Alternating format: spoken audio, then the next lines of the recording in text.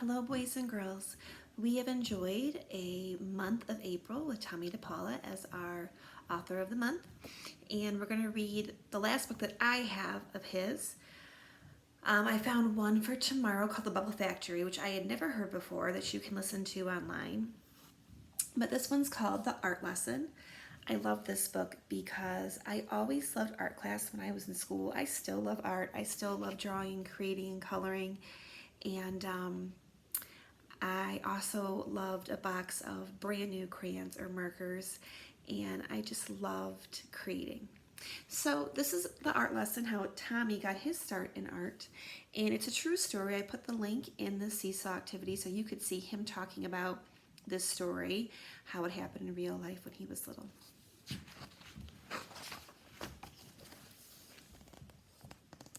Tommy knew he wanted to be an artist when he grew up. He drew pictures everywhere he went. It was his favorite thing to do. Look, he even draws all over the sidewalk.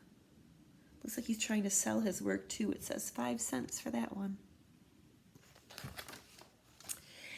His friends had favorite things to do too. Jack collected all kinds of turtles. Herbie made huge cities in his sandbox. Jeannie's, Tommy's best friend, could do cartwheels and stand on her head. But Tommy drew and drew and drew. His twin cousins were already grown up, were in art school learning to be real artists. They told him not to copy and to practice, practice, practice. So he did. Tommy put his pictures up on the walls of his half of the bedroom. I love that. He's even labeled it. This is Tommy's side of the room. His brother, I think, sleeps on the other side. He must like baseball. He's got a baseball bat here and a baseball poster there. His mom put them up all around the house. His dad took them to the barber shop where he worked. Tom and Nana, Tommy's Irish grandfather and grandmother, had his pictures in their grocery store. It says Nana's plant and Tom's truck. There's also a book about Tom, his grandfather, if you want to go online to try to find that story. Nana Fall River, his Italian grandmother, put one in a special frame on the table next to the photograph of Aunt Chloe in her wedding dress. So we put that in there. Once Tommy took a flashlight and a pencil under the covers and drew pictures on his sheets. But when his mom changed the sheets on Monday and found them, she said, "No more drawing on the sheets, Tommy." That would not be a good thing. His mom and dad were having a new house built, so Tommy drew pictures of what it would look like when it was finished. It says, "Our house, our summer house, the garden" by Tommy. When the walls were up, one of the carpenters gave Tommy a piece of bright blue chalk. Tommy took the chalk and drew beautiful pictures all over the unfinished walls. Unfinished means they have not been painted yet. But when the painter came, his dad said, "That's it, Tommy, no more drawing on the walls." So it was okay when they were unfinished. Now they're painted, no more. Tommy couldn't wait to go to kindergarten. His brother Joe told him there was a real art teacher who came to the school to give art lessons.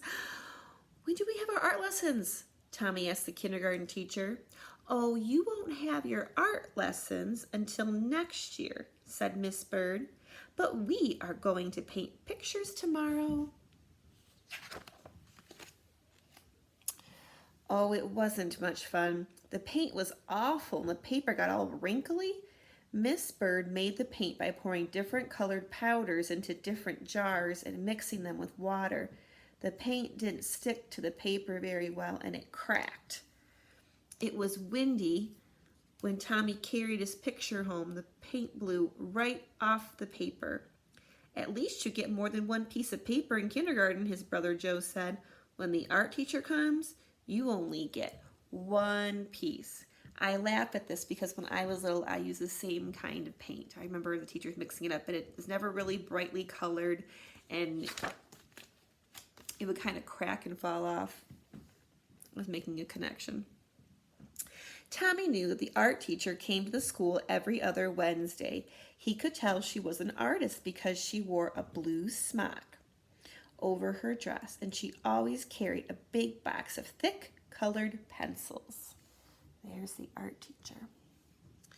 Once Tommy and Jeannie looked at the drawings that were hung in the hallway. They were all done by the first graders. Your pictures are much better, Jeannie told Tommy. Next year when we have real art lessons, you'll be the best one. Tommy could hardly wait. He practiced all summer. Then on his birthday, which was right after school began, his mom and dad gave him a box of 64 Crayola crayons. Regular boxes of crayons had red, orange, yellow, green, blue, violet, brown, and black. This box had so many other colors: blue, violet, turquoise, red, orange, pink, and even gold, silver, and copper. Class, said Miss Landers, the first grade teacher, next month the art teacher will come to our room. So on Monday, instead of singing, we will practice using our crayons. On Monday, Tommy brought his 64 crayons to school. Miss Landers was not pleased. Everybody must use the same crayons, she said. School crayons. School crayons had only the same old 8 colors. As Miss Landers passed them out to the class, she said, "These crayons are school property. Do not break them, peel off the paper, or wear down the points." How am I supposed to practice being an artist with school crayons? Tommy asked Jack and Herbie. That's enough, Tommy, Miss Landers said, and I want you to take those birthday crayons home with you and leave them there. And Joe was right. They only got 1 piece of paper. Oh, finally the day of the art lesson came. Tommy could hardly sleep that night. The next morning, he hid the box of 64 crayons under his sweater and went off to school. He was ready. See that, like the boxiness underneath his sweater? The classroom door opened and in walked the art teacher. Miss Landers said, "Class, this is Mrs. Bowers, the art teacher. Patty, who's our paper monitor this week, will you give out 1 piece of paper to each of you? And remember, don't ruin it because it's the only piece you'll get. Now pay attention to Mrs. Bowers." Class, Mrs. Bowers began, because Thanksgiving is not too far away, we will learn to draw a pilgrim man, a pilgrim woman, and a turkey. Watch carefully and copy me. Copy? Copy? Tommy knew that real artists didn't copy. This was terrible. This was supposed to be a real art lesson? He folded his arms and just sat there. Now what's the matter? Miss Landers asked. Tommy looked past her and spoke right to Mrs. Bowers. I'm going to be a real artist when I grow up, and my cousin told me that real artists don't copy. And besides, Miss Landers won't let me use my own 64 Crayola crayons. I bet Miss Landers was not very happy with Tommy. Well, well, Mrs. Bowers said, what are we going to do? She turned to Miss Landers and they whispered together. Miss Landers nodded. Now, Tommy, Mrs. Bowers said, it wouldn't be fair to let you do something different from the rest of the class. But I have an idea. If you draw the pilgrim man and the woman and the turkey, if there's any time left, I'll give you another piece of paper and you can do your own picture with your own crayons. Can you do that? I'll try, Tommy said with a big smile. He liked that answer. And he did. There he drew his turkey man, turkey woman, and the turkey. And he did. Who did he draw a picture of? His art teacher, right? Mrs. Bowers. And I love the ending of the story. Look at, and he still does. I love the ending because he's got characters from his other stories. Oh, I have this one at school. This is Bill and Pete. We have Strega Nona. This is another story that he has about the sheep herder. This is a book that he has called The Barkleys.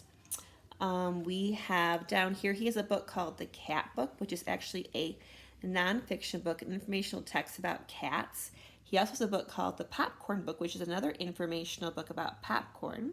So those are two other books that that he has that are at school that I could have brought home, but I forgot to bring those. So that's the art lesson. I hope you'd enjoyed it. I hope you enjoyed all of the Tommy books that we read this month. We will have a new author of the month starting in May. See you later.